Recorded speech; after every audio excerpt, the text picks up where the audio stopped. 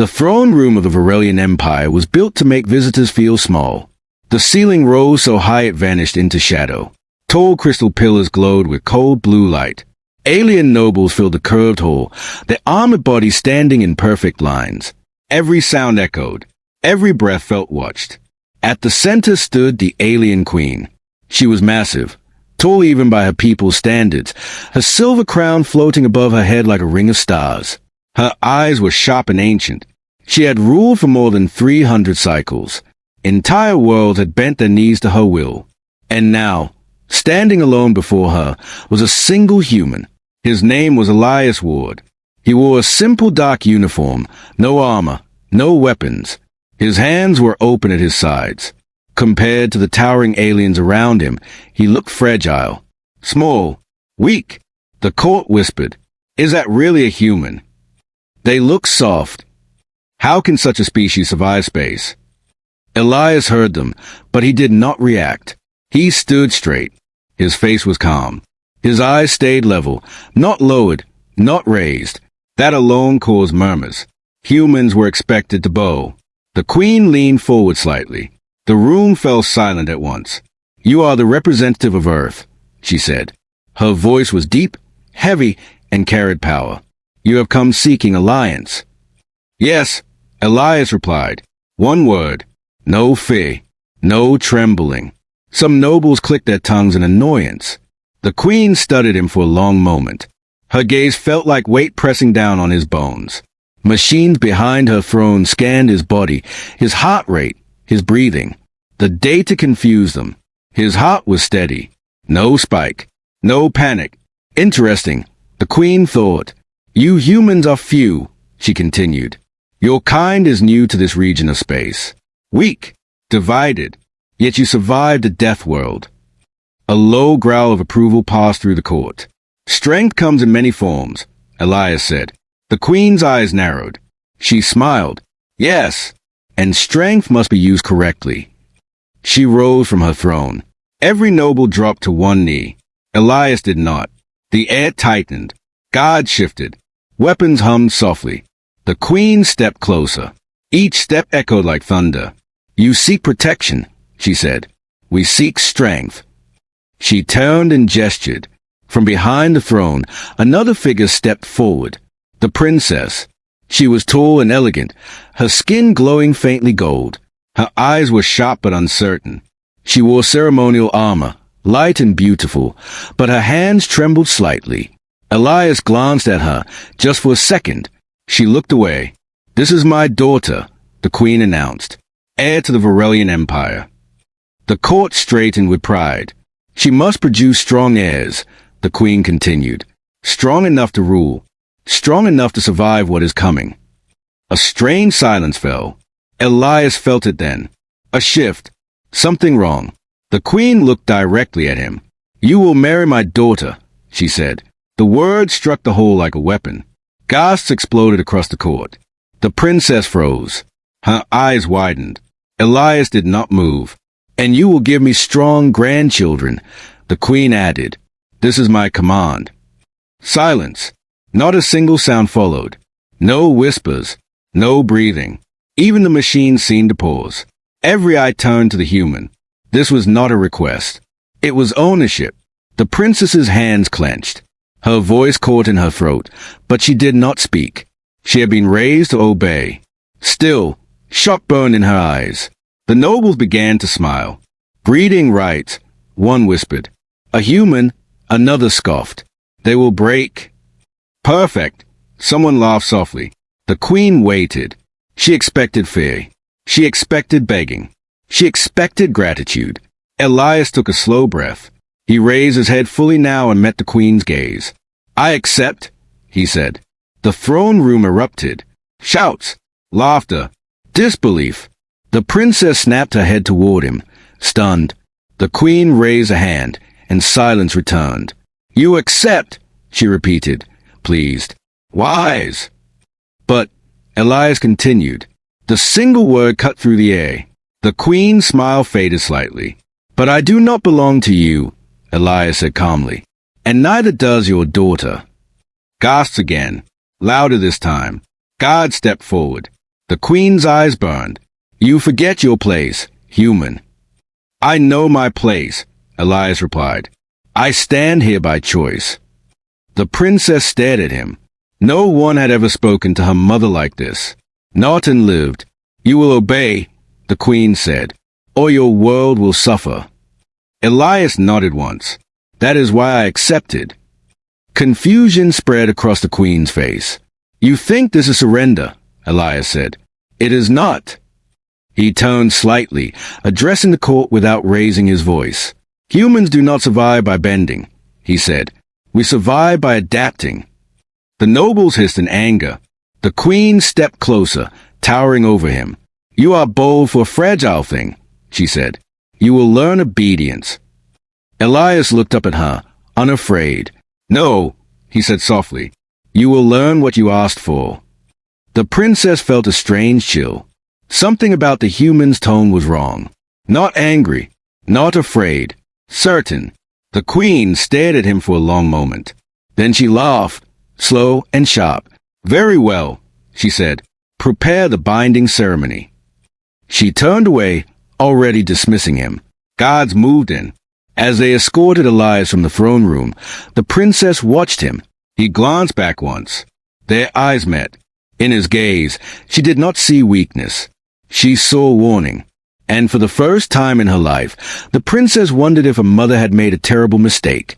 Far above them, unseen by any in the room, human ships waited in silent orbit, watching, listening, and calculating. The chamber was white, silent, and filled with floating lights. Elias Ward stood in the center, barefoot on smooth metal. Thin beams of blue energy passed slowly over his body, scanning every cell, every bone, every breath. Alien scientists watched from behind a transparent wall, their eyes glowing as data poured across their screens. Begin full biological analysis, one of them ordered. The machines obeyed. Heart rate, stable. Blood pressure, normal. Muscle density, increasing under stress. That last line made several scientists pause. Increasing, one asked. Run it again. The scan repeated. The numbers did not change. This makes no sense, another scientist said. He is calm. There is no threat. Humans evolved on a death world, the lead researcher replied. Stress is a natural state. Elias stood still, his hands relaxed. He felt the energy fields, but they did not frighten him. He had endured worse on Earth. Cold nights without shelter, long marches with no food, training that pushed the body until the mind wanted to quit. The machines hummed louder.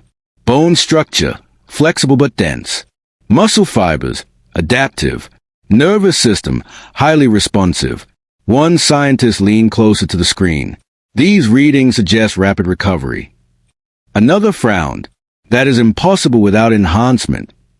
No signs of modification, the lead researcher said slowly. This is natural. Behind them, the princess watched from the shadows. She had not been invited. She had come anyway. Her arms were crossed tightly over her chest. Her thoughts were loud and confused. The image of the human standing in the throne room still burned in her mind. His calm voice, his refusal to bow, his eyes when he looked at her, not greedy, not afraid, honest. What are they doing to him? She asked quietly. The scientist startled. One turned and bowed. Your Highness, he said, we are studying the human. Why? She demanded. To prepare for breeding compatibility. Another replied, as if it were obvious. Her jaw tightened. On the other side of the glass, Elias noticed a reflection. He did not turn. He did not smile. He simply stood, patient. The machines shifted. Pain simulation test initiated. Without warning, a sharp pulse of energy struck Elias's nervous system. It was meant to overwhelm him. Aliens of lesser species screamed under this test. Elias's fingers twitched. His jaw tightened. But he did not cry out. The pain passed through him like fire, then faded. Heart rate, elevated, stabilizing. The scientist stared. Again, one said. Another pulsed, stronger than before. Elias exhaled slowly. His body adapted. Muscle tension decreased. Breathing slowed. His eyes stayed clear. "This is wrong," a scientist whispered. "He should be unconscious." The lead researcher swallowed. "Increase intensity." The princess stepped forward. "Stop," she said. They ignored her. The third pulse was the strongest yet. Elias felt it dig deep, testing limits. His vision darkened for a moment. Memories surfaced. Training, survival, loss. He leaned into it. Then it ended. He straightened. Heart rate, normal. Silence filled the lab. One scientist stepped back, fear flickering across his face. "This species does not break," he said. "No," the lead researcher replied slowly. "It learns." The princess felt her chest tighten. They had chosen him like a tool, and they had not understood him at all. The queen watched the results from her private chamber. Her expression was unreadable. "Explain," she commanded. The lead researcher bowed deeply. "The human body responds to stress by improving," he said. "Pain strengthens neural resistance. Threat increases focus. Their genetics favor survival under pressure." The queen tapped a claw against the throne. "And reproduction." The room hesitated. "There's a concern," the researcher admitted. "Speak." "The human genetic code is highly dominant," he said carefully. "Cross-species offspring would not be weaker." The queen leaned forward. "They would be stronger?" she asked. "Yes," he said. "Much stronger." A slow smile spread across her face. "Good," she said. The princess turned away in the shadows. She felt cold. Elias was escorted back to his assigned chamber later that cycle. The room was large, comfortable, and guarded. A gift cage hidden behind silken light. He sat on the edge of the bed, staring at the wall. He had expected this. Humans were always underestimated first, then studied, then feared. A soft sound came from the door. It opened. The princess stepped inside. The guards hesitated, then bowed and withdrew. She stood a few steps away from him. For a long moment, neither spoke. "They hurt you," she finally said. "No," Elias replied. "They tested me." "That is the same thing," she said quietly. He looked up at her. "They will expect you to obey," she continued. "To produce heirs. To submit." "I know," he said. She studied his face. "Why did you accept?" He stood slowly, careful not to invade her space. "Because refusal would have cost lives," he said. "Mine, yours, and many more." She frowned. "An acceptance gives time," Elias said. "Time reveals truth." She searched his eyes. "And what is the truth?" He met her gaze steadily. "That your mother believes she owns strength," he said. "But strength cannot be commanded." The princess felt something shift inside her. A warning. A promise.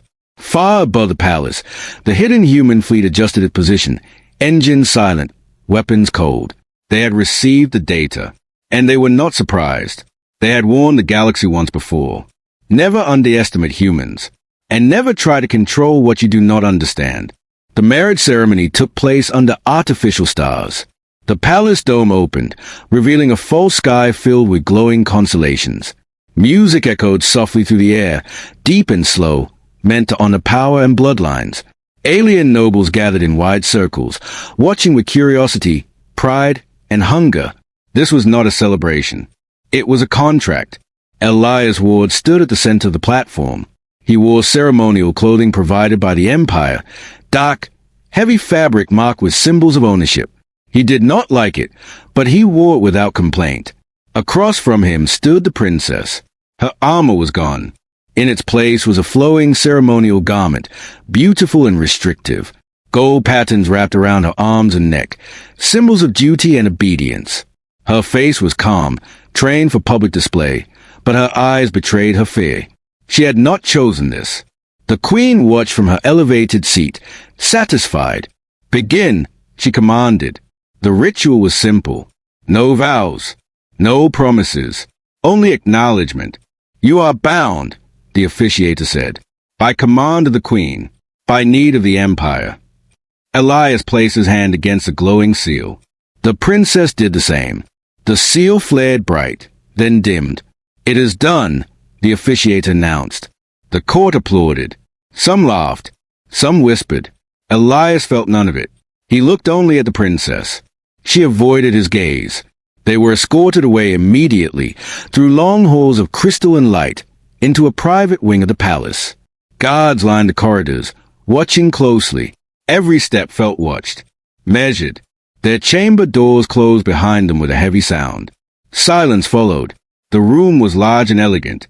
Soft lights glowed along the walls.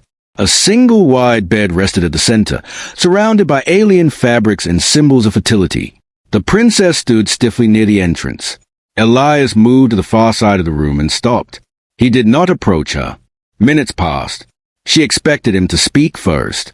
He did not. Finally, she broke the silence. "You may proceed," she said quietly, her voice controlled. "That is what they expect." Elias turned to face her. "No," he said. The word was gentle, but firm. She frowned. "You heard my mother. This union is not symbolic." "I heard her," Elias replied, "but I will not touch you without your consent." The princess stared at him, stunned. "That is not how this works," she said. "That is how humans work," he answered. She took a slow breath. "If you refuse, she will punish us both." Elias nodded. "I know." He moved toward the window instead, placing his hand behind his back. He looked out at the stars beyond the dome. "For my people," he continued, "strength without choice is cruelty. I won't become what your empire thinks I am." Her heart beat faster. No male, alien or otherwise, had ever spoken to her like this. "You accepted the command," she said. "Why draw the line now?" Elias turned slightly. "Because this is where it matters," he said. "This is where they expect me to stop being human." She swallowed. The room felt smaller. "You think I am weak," she said suddenly. He turned fully now. "No. You think I am trapped?" she pressed. "Yes," he said honestly. Her hands clenched. "Then you think yourself better than me?" "No," Elias replied. "I think we are both prisoners." The words hit her harder than anger would have. She looked away. "My mother believes obedience creates order," she said. "She believes fear builds empires." Elias nodded slowly. "On Earth, we tried that." "And?" she asked. "It failed," he said simply. Silence returned. The princess walked to the bed and sat at its edge. Her shoulders sagged slightly, the mask slipping. "They will watch us," she said. "They will expect results." "They will wait," Elias said. "For how long?" she asked. "As long as it takes," he replied. She laughed softly, without humor. "You do not understand my mother." "I understand tyrants," Elias said. She looked up at him sharply. "Humans survive because we learn something early," he continued. "Control breaks eventually. Cooperation lasts." Her eyes searched his face, looking for deception. She found none. "Sit," she said after a moment. He hesitated, then sat on a chair near the bed, keeping distance. "You are not afraid of her," she said. "I am cautious," Elias replied. "There is a difference." She studied his hands. They were scarred, old injuries, healed badly, earned. "You come from a violent world," she said. "Yes," he answered. "And yet you choose restraint." "Yes." "Why?" she asked. He met her gaze. "Because I know what happens when restraint is lost." Something inside her shifted. The silence between them changed. Not comfortable, but not hostile. "I do not want to be a tool," she said quietly. "Neither do I," Elias replied. They stayed like that for a long time, speaking little, learning the rhythm of each other's presence. When rest finally came, Elias lay on the floor near the window. The princess lay on the bed, staring at the ceiling. Neither slept much. Elsewhere in the palace, the queen watched reports stream in. "No activity?" she asked. "No, Majesty," an aide replied. "They have not consummated the bond." The queen's eyes narrowed. "Interesting," she said. "Increase observation." "Yes, Majesty." Back in the chamber, the princess whispered into the darkness. "You will regret this," she said softly. Elias did not open his eyes. "Maybe," he replied, "but not tonight." She turned her head toward him. For the first time since a command was spoken, she felt something unfamiliar. Not fear, not obedience, hope. And deep within the palace systems, unnoticed by all, the human genetic monitors recorded something unexpected.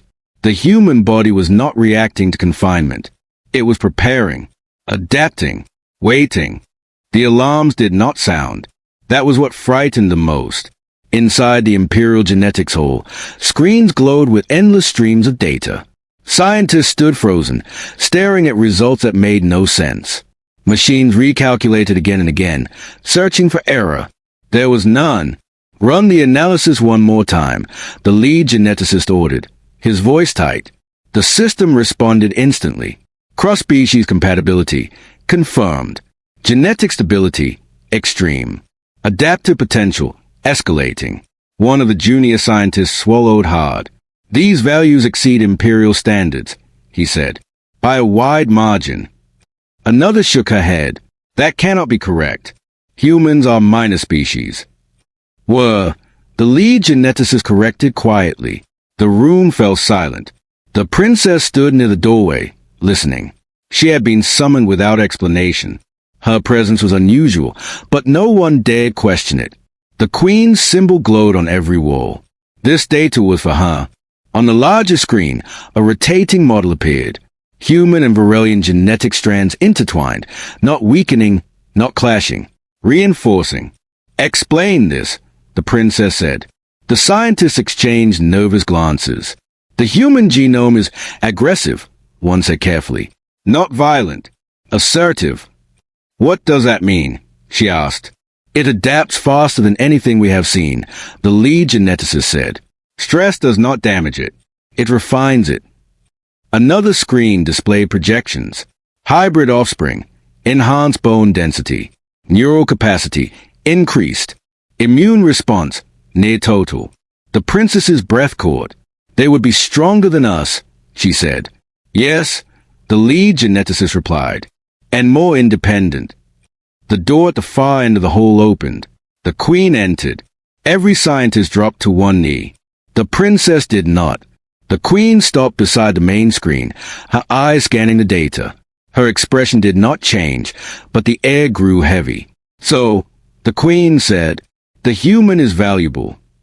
More than expected, the lead geneticist admitted. His species evolved under constant threat. Their genetics favor survival above obedience. The queen's fingers tightened slightly. Obedience can be taught, she said. The princess stepped forward. Not this, she said. The room froze. The queen turned slowly toward her daughter. You speak boldly, she said, for someone who has not yet produced an A. The princess did not lower her gaze. You ordered this union for strength, she said. You will get strength, but not control. The queen's eyes narrowed. You doubt my authority. I doubt the plan, the princess replied. Humans are not tools. The queen laughed softly. All species are tools, she said. Some simply resist longer. She turned back to the screen. Proceed with full monitoring, she commanded. Every breath, every cell. Yes, Majesty, the scientists replied in unison. The princess felt a chill. This was no longer about heirs. It was about possession. Elsewhere, Elias sat alone in his chamber, reading the stars beyond the dome. He sensed a shift without seeing it. Guards had doubled. Sensors hummed constantly now. They were afraid. Good, he thought. A soft chime sounded. The princess entered. Her face was pale, controlled, but her eyes were sharp. They know, she said without greeting. Elias turned. Know what? That you are not what they expected, she said. Your genetics frighten them. He nodded. That was inevitable. They plan to watch us more closely, she continued. They will push. They always do, Elias said. She hesitated. My mother believes strength should kneel. Elias met her gaze. That belief ends empires. She took a breath. Then what do we do? Elias stood. We survive, he said. Then we choose. A deep vibration shook the palace. Not an alarm. A signal. High above the capital world, human ships shifted position. Their stealth field flickered for a fraction of a second, just long enough for Imperial sensors to notice something. Not enough to identify. Enough to warn. In the Queen's command chamber, an aide rushed forward. "Majesty," he said, "we detected anomalies in orbit." The Queen smiled slowly. "So," she said, "they are watching too." Her gaze hardened. "Good," she added. "Let them see what happens when humans belong to the Empire." Back in the chamber, the princess looked at Elias with new understanding. "You are not just a husband," she said. He shook his head. "No, you are leverage." Elias's eyes were calm. "Only if they pull too hard," he said. Far beyond the palace walls, beyond the Empire's borders, the galaxy shifted, not because of war, but because someone had tried to own what should never be owned, and the results were already rewriting the future. The summons came at dawn. Imperial guards lined the corridor outside Elias's chamber. They armored dark and heavy, weapons active but restrained.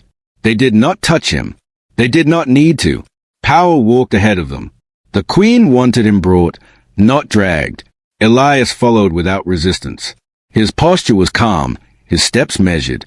He had learned long ago that fear only feeds those who rule by it. The princess walked beside him. She was not supposed to be there, but she came anyway. The throne room felt different now. The air was tighter, the whispers sharper. News traveled fast and empires built on control. The Queen sat high upon her throne, her expression cold and focused. "Human," she said. "Step forward." Elias did. "You have delayed what was commanded." The Queen continued. "This is unacceptable." "I have not refused," Elias replied. "I have respected consent." A ripple of anger moved through the court. The Queen leaned forward. "Consent is irrelevant." The princess stepped forward. "It is not," she said. The court gasped. The Queen's eyes snapped to her daughter.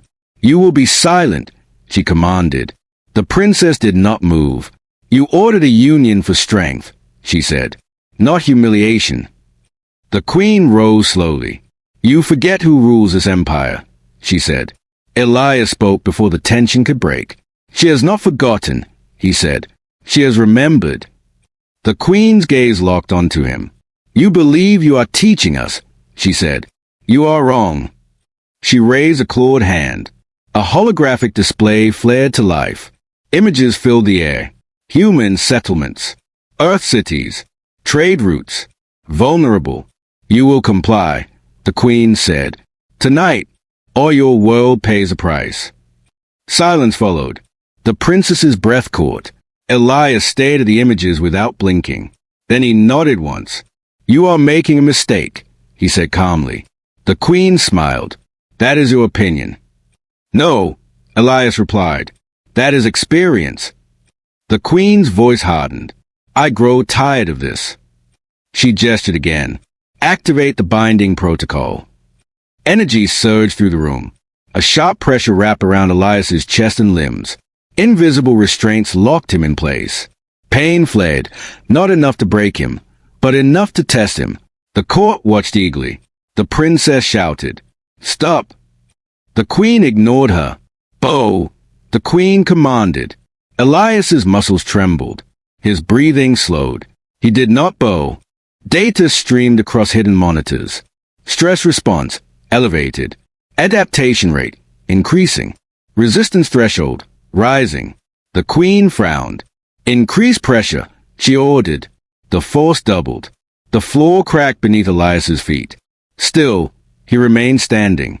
The princess felt fear twist into something else. Pride. Elias lifted his head. "You asked for strong grandchildren," he said through clenched teeth. "This is where strength comes from." The Queen's eyes flashed.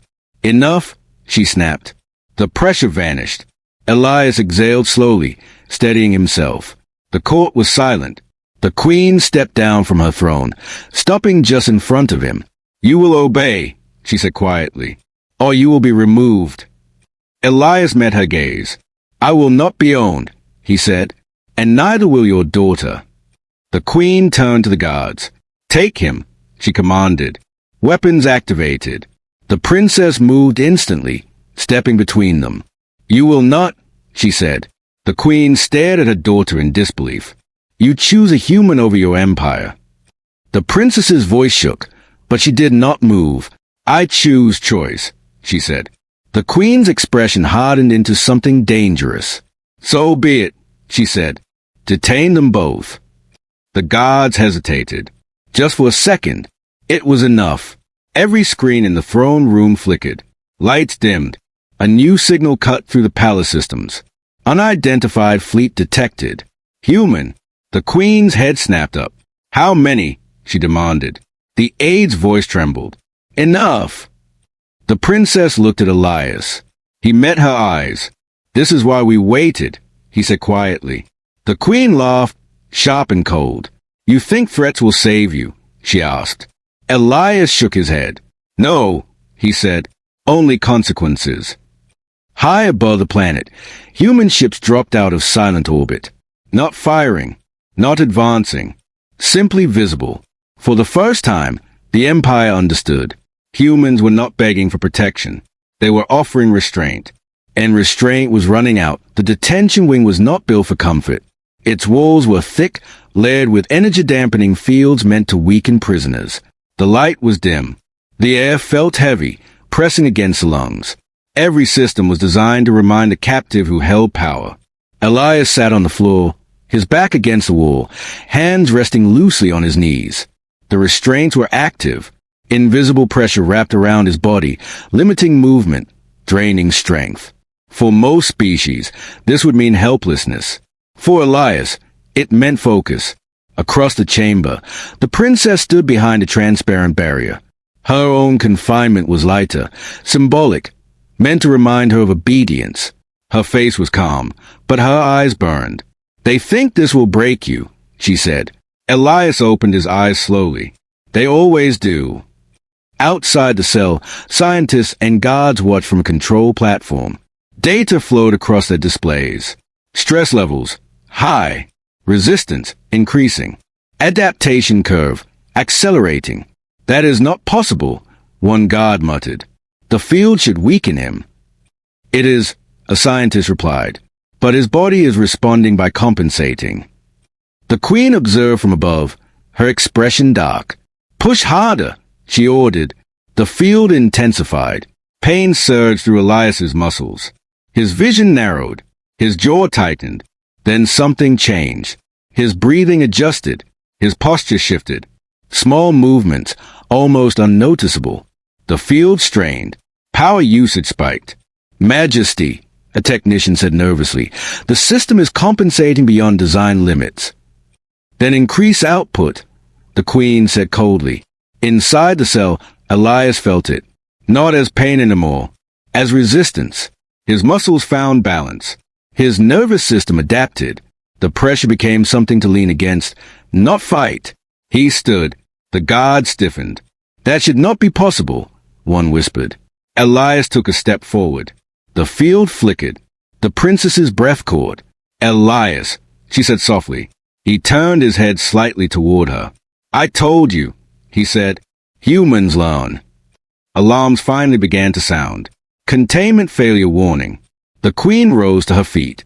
"Shut it down," she snapped. "Now." The technicians hesitated. "If we do, Majesty," one said, "he will be free." The queen's eyes burned with fury. "So be it." The field dropped. Elias staggered for half a second, then straightened.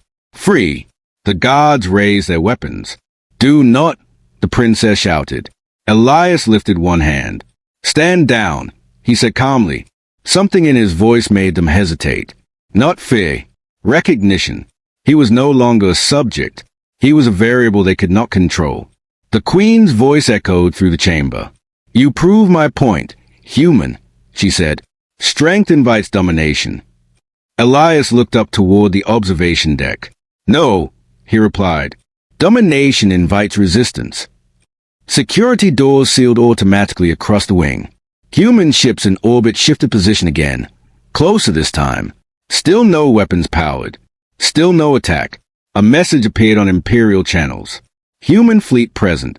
No hostile action. Awaiting release of our envoy. The queen stared at the message in silence.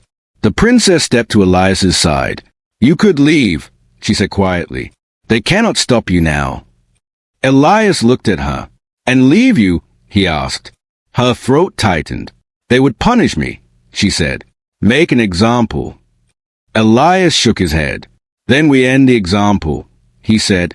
Footsteps echoed as guards retreated, unsure, confused, afraid to be first. The queen felt something unfamiliar rise in her chest. Not anger, uncertainty. She had ruled through fear her entire life, and fear was no longer working. You forced my hand, she said. Elias met her gaze across the distance. No, he replied. I give you a choice. The princess looked at him in disbelief. A choice, she whispered. Yes, Elias said, for the first time. The queen's claws dug into the arm of her throne. Empires were built on commands. But commands only work when someone listened. And the human was no longer listening. High above the world, the human fleet held position. Patient, watching, ready. The galaxy waited with them. Because whatever happened next would decide more than one marriage. It would decide who truly held power. And for the first time in centuries, the queen of the Varelian Empire was not certain the answer belonged to her.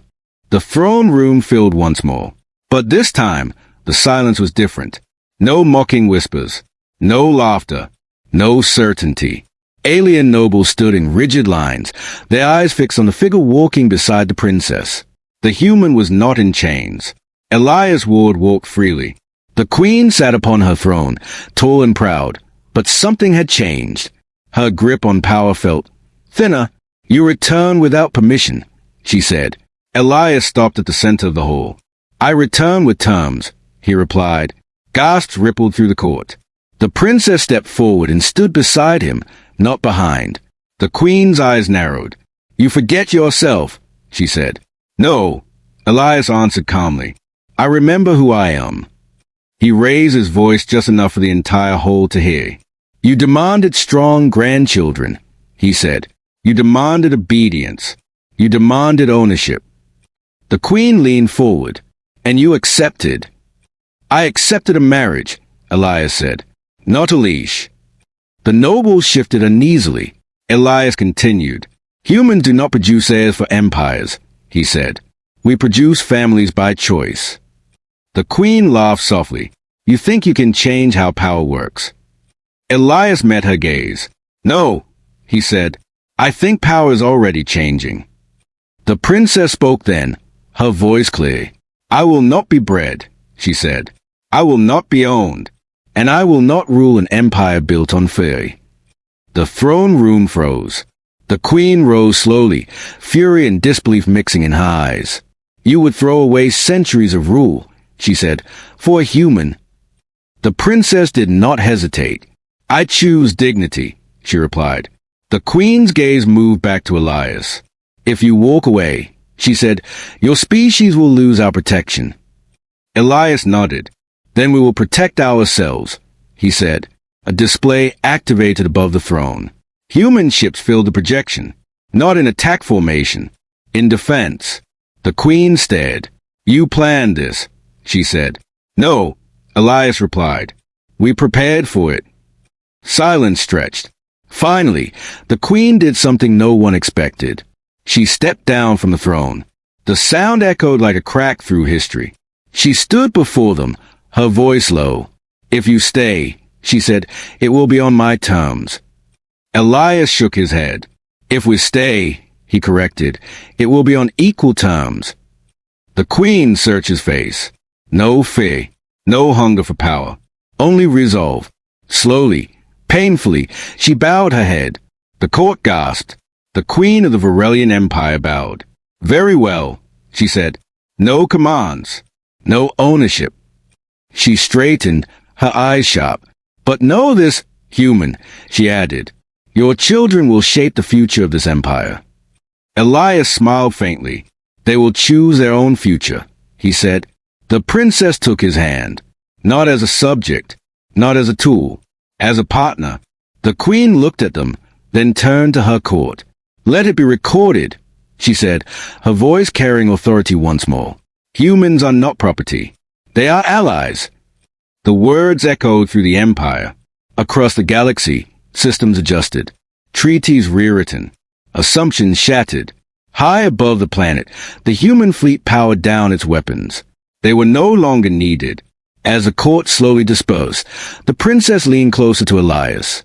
My mother wanted strong grandchildren, she said quietly. Elias looked at her, then at the stars beyond the dome. She will get them, he said, just not the way she planned. The princess smiled for the first time without fear. Far away, on worlds that had never heard of Earth before this day, a simple truth began to spread. Humans do not breed for empires. Empires survive because of humans. And the queen would never forget the day she learned the difference.